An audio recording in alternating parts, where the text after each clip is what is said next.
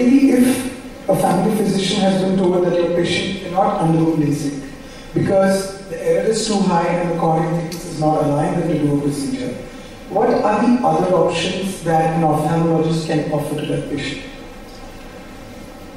The method, let's take an example. You have a person of minus 20. Let's go to the number 11 or 24. What can you do for that patient? LASIK is out of the question, doesn't exist. You can't even think about it. There are two options. One is to put a lens between the iris and the human lens, what we call as an implantable contact lens. Works well. Disadvantage that it has a tendency to occasionally produce a cataract if it is not properly put, because you are going to may touch the human lens when you do it. Second disadvantage is the cost. It costs almost 35,000 rupees for the lens itself. And if it is a toric lens, 40,000 per eye. So you are now talking of costs which escalate steeply. But it works well, gives you a very good result.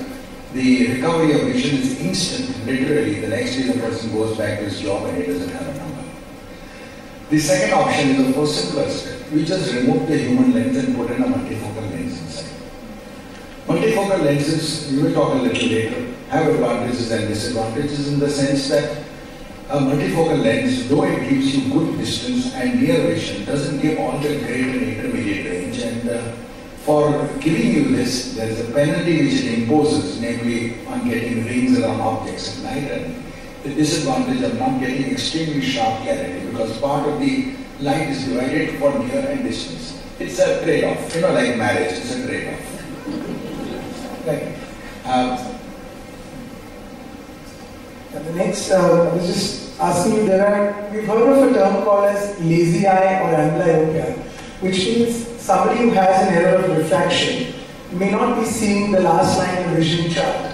If you have a child, it becomes very important for a family doctor also to be aware that there are treatment options for such lazy eyes. And it's always better to treat them at a younger age. So if you could just enlighten the crowd about amblyopia or blunt vision is technically defined as a fall in vision for which no motive or cause can be obtained. Essentially, a vision which, despite the fact that you use glasses, cannot be improved and will not improve even with, say, contact lenses, has no surface cause. In the olden days, we used to turn around and classify this as a lazy eye and say, you can try occlusion, basically you close the eye, but otherwise really nothing can be done, sorry, bad luck, etc., etc., pat him on the back and send him out. All this has now changed. First I'm going to talk to you a little on occlusion. Occlusion was a system which was devised with the idea that the eye which has been embarrassed or does not have enough function can be loaded to look on for a more longer period of time by closing down the good eye. Occlusion is done either physically by putting a putty or by medical occlusion, basically putting atropine drops. So chemical or occlusive therapies, occlusion work well. However, over a period of time, with the problem of the husband and wife both working, maintaining occlusion in a child is an impossibility. No child looks it unless he is a very passive child. And most of our Indian children are not passive. We found out that you don't need to occlude an eye, but what you need to do is to give it 3 stimuluses, which then enables an occluded eye to function. It requires moving images. It requires them in color because the macula is essentially color involved. And thirdly, it needs to be of interest. Translating it down, you occlude an eye and ask your child to watch television for 1 hour a day. Usually cartoon or something like that. It has to have interest. Sitting on a balcony looking down, occlusion has no function. An 8-hour occlusion in a home with a child moving around like a lost soul has no function, as much as this does. So, trends are now changing. Occlusion now does not exceed 4 hours, is irrespective of what is being told. And the American Society for Pediatric Association now has defined essentially that therapy stimulative occlusion, which is what essentially television is, would work far better. Now we go on to whether LASIK can be used to treat amblyopia. It was found over a period of time when we started getting LASIK basic instruments, so we started getting newer techniques of evaluating the cornea far more accurately than we could assess previously. Basically, to measure any irregularities, we call them aberrations in the ophthalmic fraternity.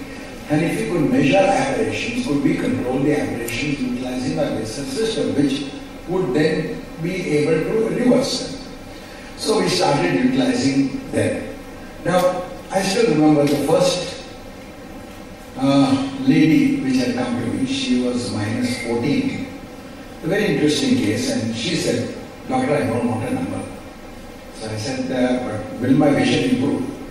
I said, "You got it in one eye, it's myopic, you're not going to improve." You know, usually these sort of cases who are not going to improve, you're trying not to handle them because they'll come and sit on your head and crib again. And you did not even improve a little, even though you told me. So I tried to put her off, and lo and ultimately she pushed my hand enough for me to do it. The next day, she sits in front of the chart. Now the interesting thing is, if you are minus 20 and you remove it, there is a magnification factor involved, which is about 7%. So the person sees 7% more. So if he has never seen the top letter, he sees the top letter. You know, by the optical magnification system. So I found the patient to see the top letter, and I said, "Can you see the top letter?" She looks at my face and she looks at the top letter, and I said, "My God, she doesn't even see that now." And then she starts reading the chart down, and she looks at me and says, "Doctor, all this time I've been asking you to do it, you're telling me not to do it. I can read up to the second last line. Why did you harass me up to now?" And mind you, I tried everything on this patient. It was almost about 6 years ago, which started opening my mind that there is something else which is evolving. A number of other doctors then started commenting on this, and over a period of time, to cut a long story short, we have now found that altering these aberrations on these myopic children significantly improves vision, even in shorter periods of time. It doesn't improve in all, but more than 30% of cases or 40% of cases will show improvement, which is 4 out of 10, which is pretty good. Now, the American Academy has accepted the LASIK application as a line of treatment for treating myopic children, especially if the power difference is 3 diopters or more. So if one eye has a power of say -5 and the other eye is normal and the 5 is the myopic eye, you should consider what we call as wavefront guided LASIK, which may improve it. You should explain to the relatives that there is a possibility of improvement. But again, to enhance the improvement, you need occlusion for a minimum period of 4 to 6 months.